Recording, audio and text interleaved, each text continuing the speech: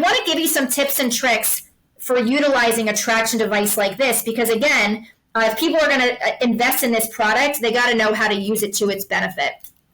Okay, so one thing here is it's fully customizable. So depending on the length of the, there are different size rods. Okay, and there's great instructions in this on how to measure the and which rods to choose. So that's one thing.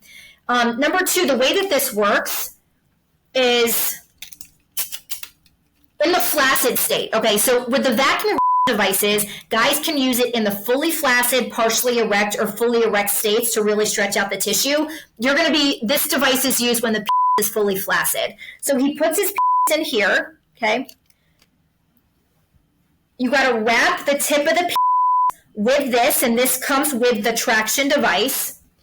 And I want to grab one more thing to show you what is a game changer when it comes to traction. Oh, I have it right here.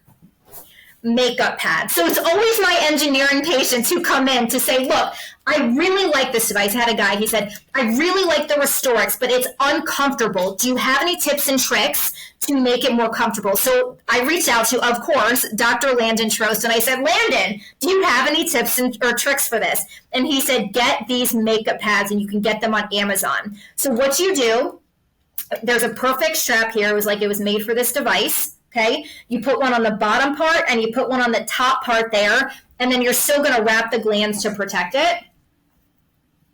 And then you put the in here and you clamp down, and it's spring-loaded, so then you go like this and it keeps the on traction. Okay, for guys who have curvature, they can also bend the in the opposite direction here. Now, the other thing that some people don't know is if this is too tight when clamping down and that's uncomfortable on the tip, you can actually take this off, get a screwdriver, and you can increase the height of this to make it comfortable.